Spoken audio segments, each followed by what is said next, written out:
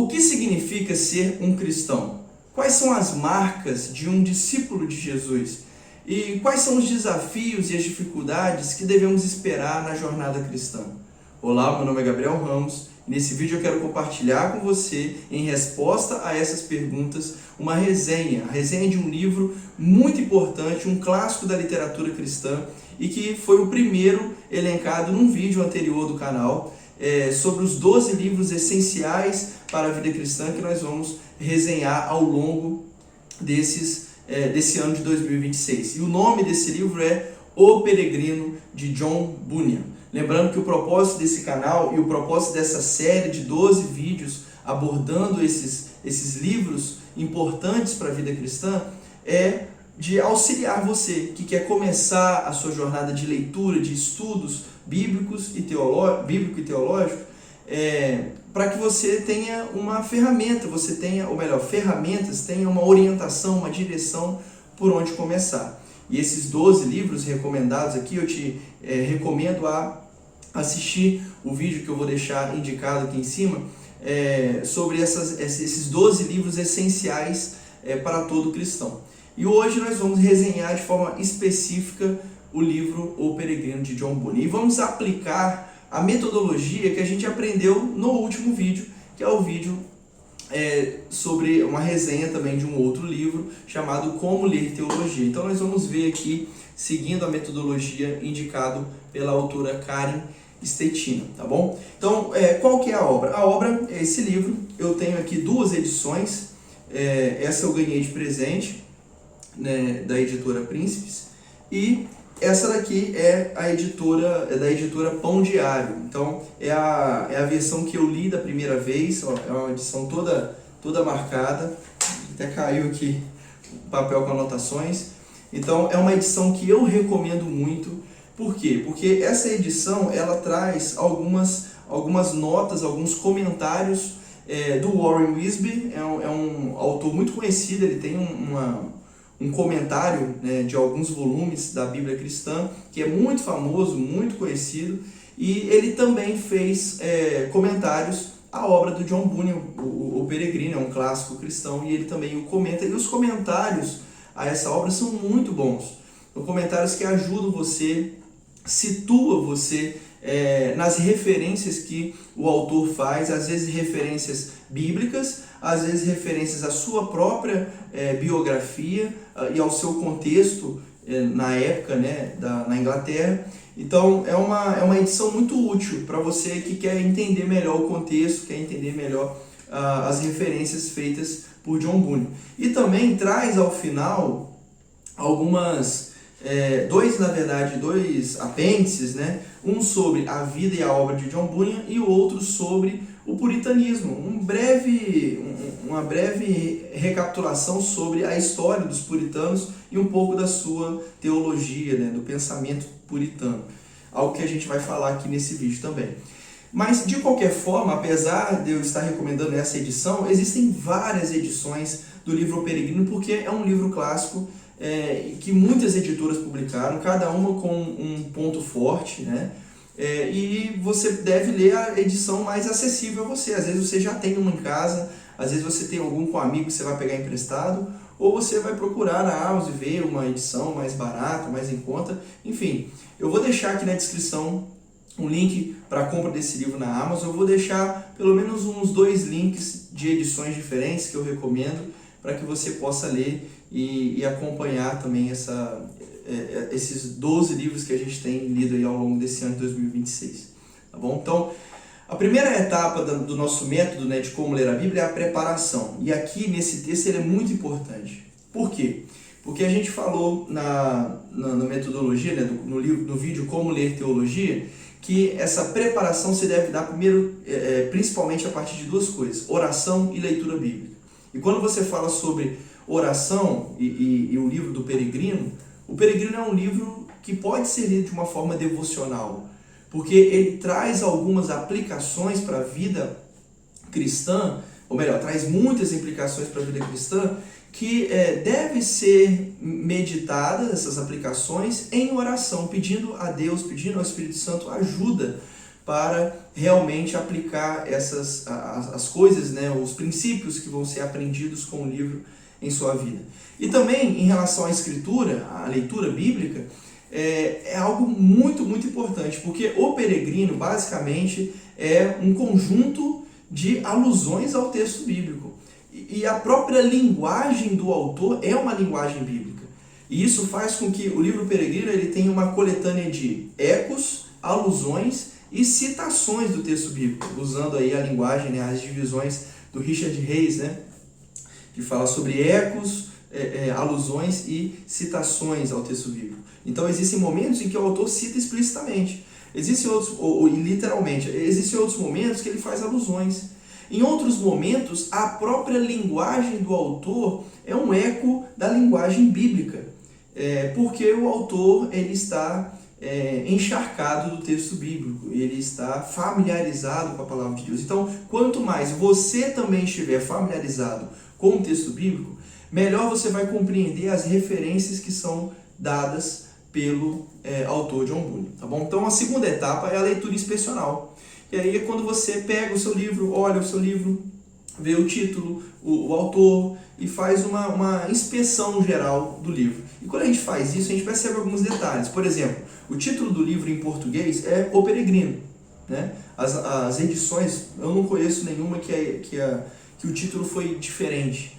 Todas elas que eu conheço trazem esse título, O Peregrino.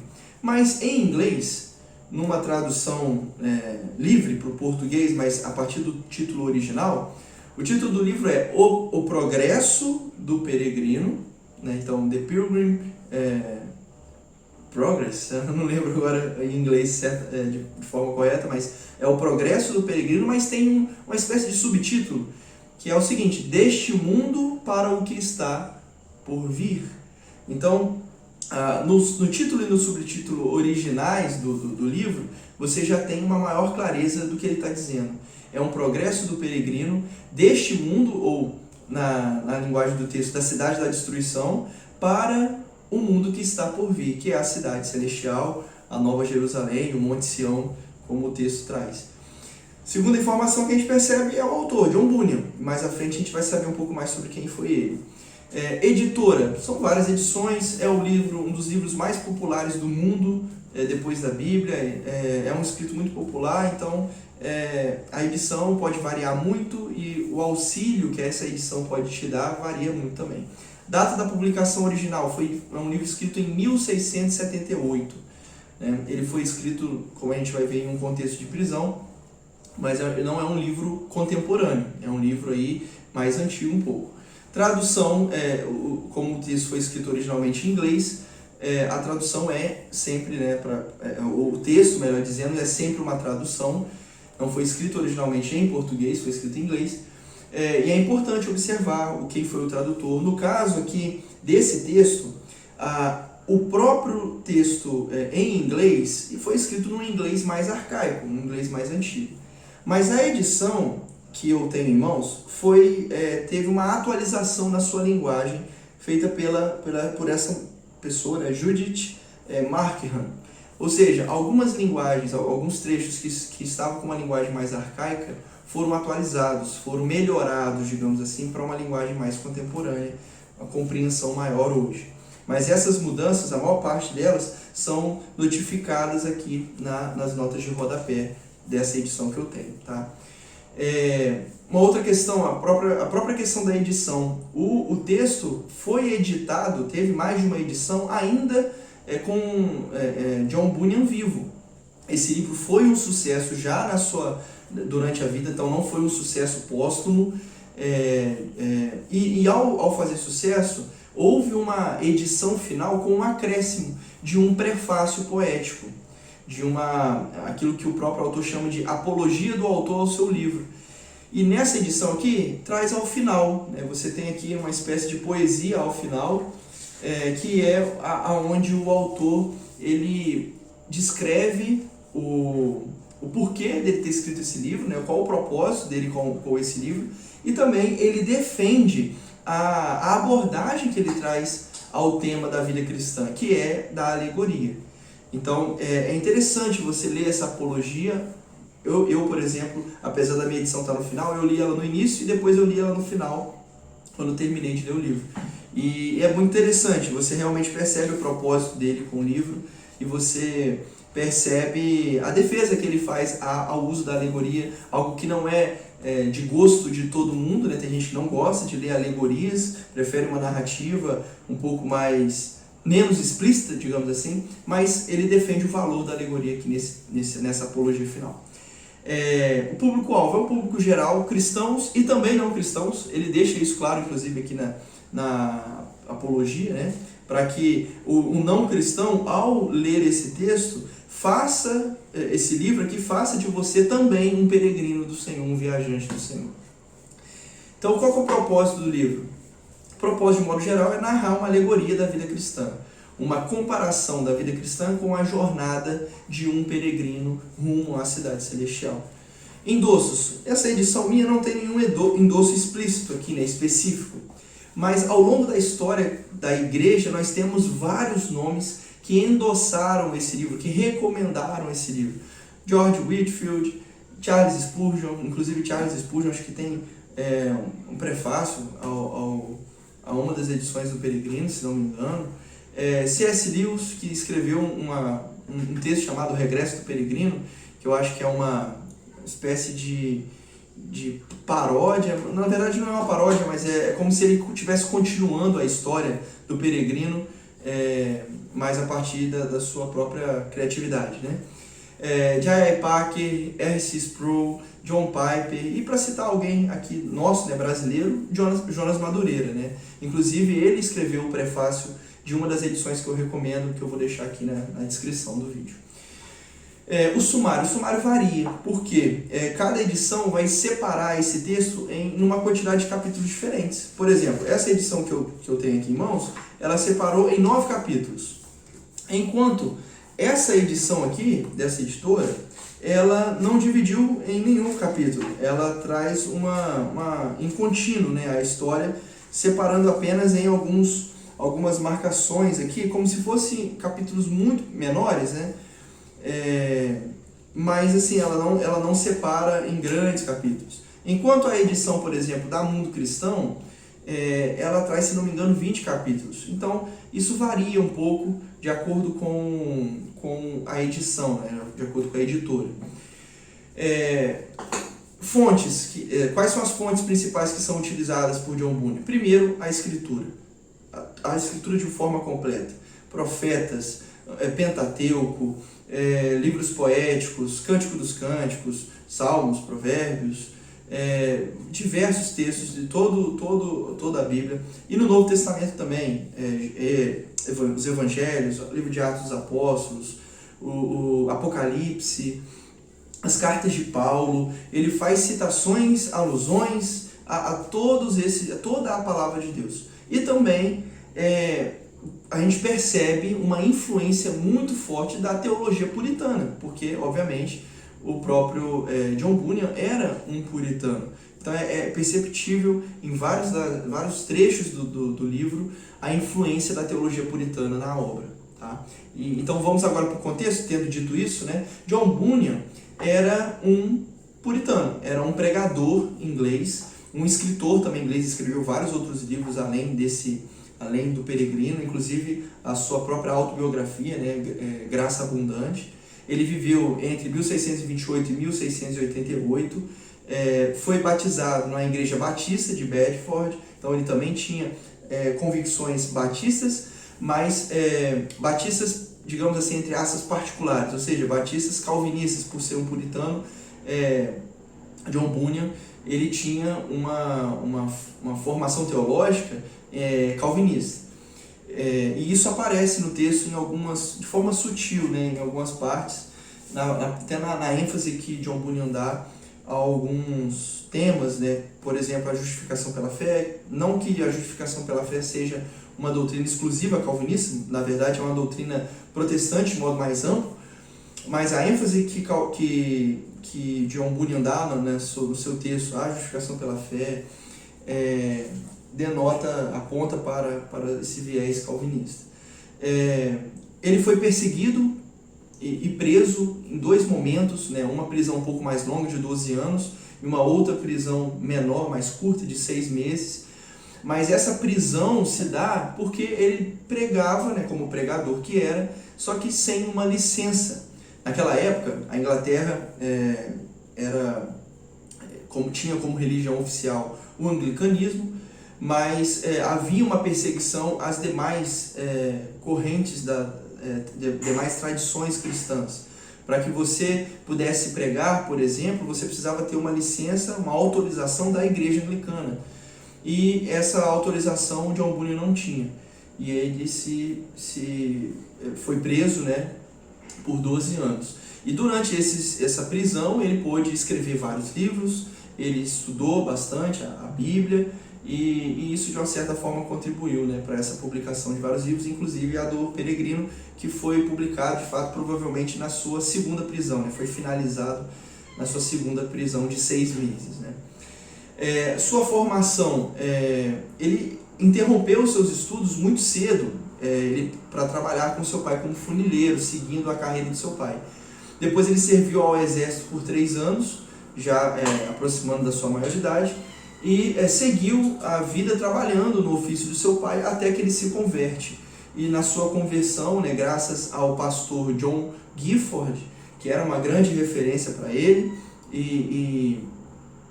um pouco depois ele vem a morrer e ele é convidado pela sua igreja a pastorear, né, a se tornar pastor, algo que ele vai fazer, algo que ele vai exercer mais à frente, né, na sua vida.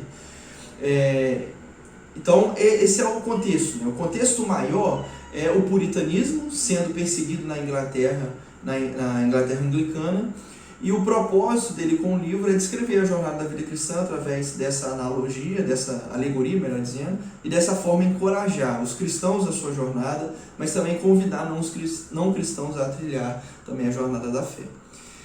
Qual foi o arcabouço teológico que fundamentava John Bunyan? Então vamos lá. O primeiro é o assunto, né? O assunto principal da obra é a vida cristã. O evangelho que conduz à salvação em Cristo e que leva a uma jornada de vida cristã. Então, o tema principal da obra é no que constitui a vida cristã. Mas, quando você vai abordar a forma como John Bunyan expõe o evangelho, apresenta a forma como nós somos salvos em Cristo, e como nós trilhamos essa vida cristã, nós percebemos o contorno de uma teologia puritana, como eu já disse aqui. Então nós temos, por exemplo, uma marca puritana, a centralidade da Escritura. A Escritura como fonte principal de fé, fonte única de fé. Calvinismo, que é, como eu já disse aqui, a grande influência sobre a vida de John Bunyan. Uma ênfase numa vida de santidade, uma vida disciplinada na obediência dos mandamentos do Senhor e, portanto, né, juntamente com isso, uma vida de disciplina eclesiástica. A gente percebe várias vezes no livro uma indagação. Sempre que John Bunyan se encontra com alguém, no caso algum personagem piedoso, digamos assim, esse personagem lhe pergunta: quem é você? De onde você vem? Para onde você vai? Como uma forma ali, já você percebe uma marca da teologia puritana de sempre se autoavaliar. Porque a ideia de John Bunyan, ou melhor, a ideia dos puritanos é que a igreja deve ser composta por santos. Não pessoas perfeitas, mas pessoas que sempre se avaliam em relação à sua vida de santidade, e que a igreja deve sempre se esforçar para se manter pura, manter santa, como Cristo deseja. Então, você percebe todo esse arcabouço teológico na própria obra.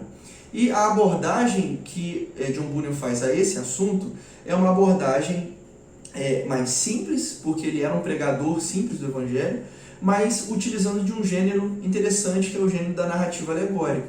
Então, para cada personagem da narrativa, você tem um correspondente, você tem uma ideia que está sendo remetida através desse personagem.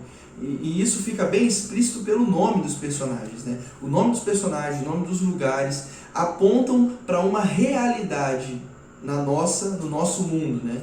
Seja essa realidade um desafio que nós enfrentamos, ou um perfil de pessoas com quem nós convivemos, ou quem nós podemos ser, um tipo de tentação que enfrentamos. Então, é uma alegoria e, portanto, ela traz comparações explícitas com a vida real, mas isso, ou melhor, por isso é uma história que tem muita utilidade. Fontes, como eu já disse aqui, os puritanos têm como característica utilizarem a Bíblia Sagrada como sua principal fonte, isso fica bem claro nas citações que eu disse, né, que são comuns na Escritura.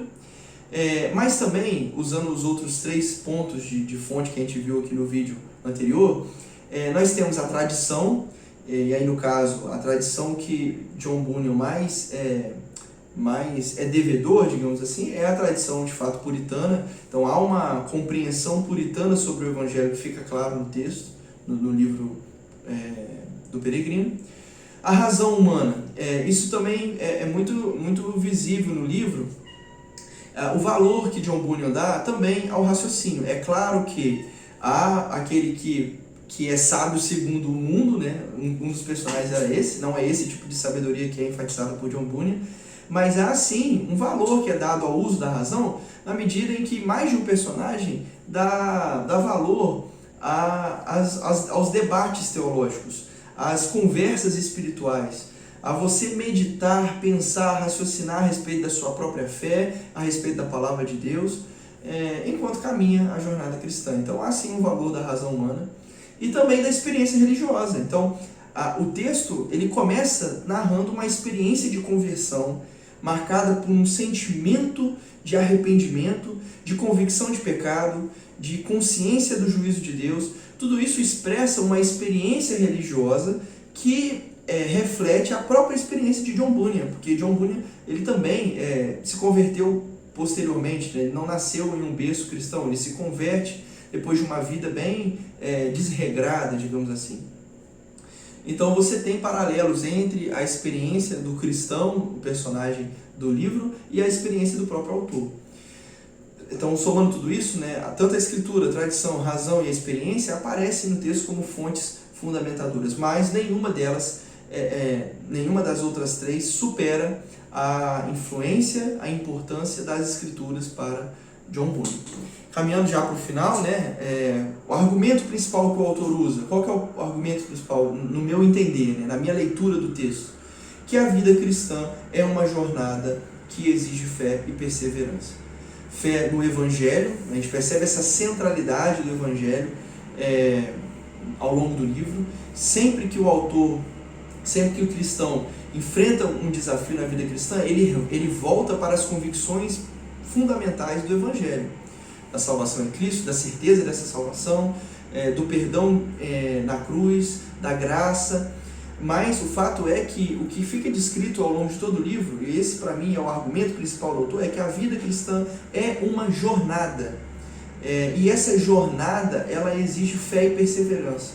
Para sermos salvos, é necessário que nós perseveremos até o final. Isso fica claro, inclusive, no final do livro, em que aquele que chegou até o final, mas com uma fé falsa, ou seja, ele exige fé e perseverança, ele tinha uma fé falsa, ele não tinha o pergaminho, e portanto ele foi lançado ao inferno, né? O personagem de ignorância. E como que a gente vê isso? Quais são os pontos-chave ao longo do livro que deixam claro que esse é o argumento principal do livro? Os vários desafios enfrentados por cristão. Então, nós percebemos aqui, né, os vários personagens que ele enfrenta, Apolion, por exemplo, os lugares onde ele percorre, né, o desfiladeiro da dúvida, o monte lá da lei, né, de Deus, do legalismo, o pântano, agora eu esqueci da descrença, agora eu não me lembro o título certo, mas aquele pântano inicial em que ele fica preso. Então, os vários desafios, o livro basicamente é um livro que narra uma sequência de desafios. É claro que tem os seus momentos de descanso, de refrigério, de renovo, de alerta, mas a maior parte dos momentos em que ele passa são de desafios. E isso deixa muito claro esse argumento principal. Então, existem vários termos teológicos que ele também usa, termos principais, como arrependimento, justificação, santificação, ira, juízo, conversão, e palavras que são repetidas, que são destacadas, em especial e eu até fiz isso, né, tá em outro lugar, as minhas anotações, eu deixei na minha mochila, mas eu fui anotando ao longo da leitura todos os lugares e personagens, e todos os nomes próprios, né, que são citados ao longo do livro. Isso é muito importante porque ajuda você a fazer as aplicações depois, né, ao meditar naqueles nomes. E aí vem o último ponto, né, que eu queria destacar. Esse vídeo ficou muito longo, mas eu acho que é uma abordagem, uma resenha mais completa desse livro que merece a nossa atenção. O último ponto, que é a avaliação e a aplicação. Então, quando a gente pensa em coerência, veracidade e significado, a gente percebe que de fato é um livro sim coerente, há uma consistência interna. As definições que John Bunyan traz são claras, são coerentes com a escritura, e portanto também são verdadeiras. Então há veracidade no meu entendimento do texto. O texto ele retrata muito bem os desafios da jornada cristã e faz um uso das escrituras que também é correto no meu entender. A compreensão que John Bunyan expõe acerca do Evangelho é uma compreensão bíblica de fato. E aí vem as aplicações que eu trago para a minha vida e também espero também que você leve para a sua. Primeiro, a vida cristã exige vigilância constante.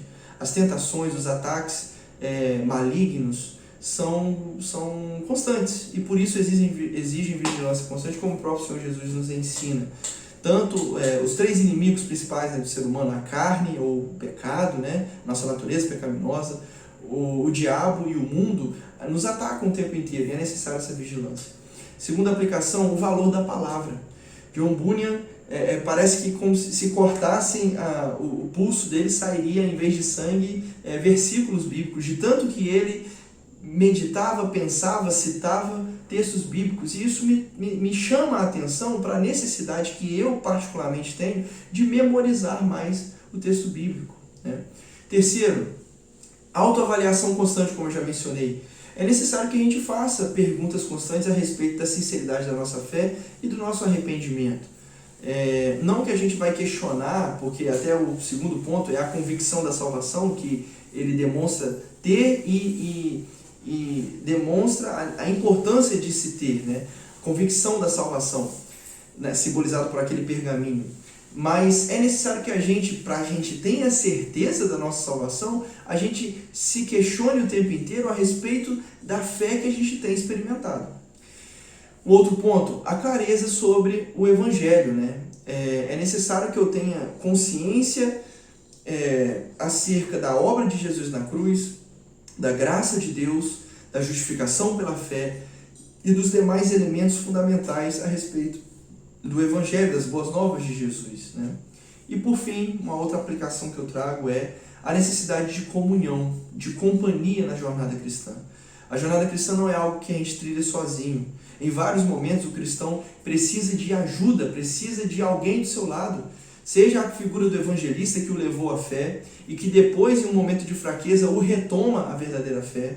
Seja o fiel que lhe serviu de exemplo em sua perseverança, em sua fidelidade, como seu próprio nome diz, entregando sua vida até a morte pela causa do Evangelho, por sua firmeza na jornada cristã.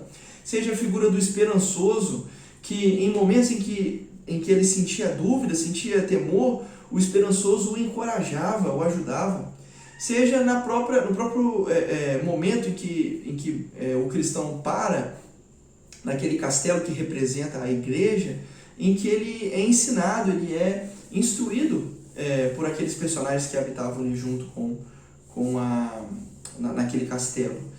Então, esses pontos me ensinam sobre a necessidade de viver uma vida cristã comunitária, uma vida cristã junto, que sozinhos nós não conseguimos trilhar a vida da fé. Então são essas as aplicações. Nesse sentido, a minha avaliação para a obra é que é uma obra fundamental, uma obra excelente. Eu recomendo muitíssimo que você compre, que você adquira, que você pegue emprestado, mas que você leia essa obra nesse ano de 2026, que é uma obra muito importante. E se você já leu, releia, né, agora com as informações que a gente teve aqui nesse vídeo, e faça bom uso disso que eu dessa introdução que eu dei a esse livro, tá bom? Se esse vídeo te abençoa, eu te convido também a curtir esse vídeo, compartilhar com alguém que já leu ou que deseja ler esse livro, para ajudar também. Deixar aqui nos comentários qual foi o trecho do livro que mais te chamou a atenção, que mais foi importante na sua vida, a você que já leu o livro. E também se inscreva nesse canal, porque nesse canal a gente traz resenhas de outros livros, como nós vamos trazer aqui, outros livros essenciais para a vida cristã, mas também nós trazemos alguns conteúdos relacionados à palavra de Deus, relacionados à teologia, que eu tenho certeza que vai edificar a sua vida. Tá bom? No mais, muito obrigado por ter assistido o vídeo até aqui, que Deus o abençoe e até o próximo vídeo.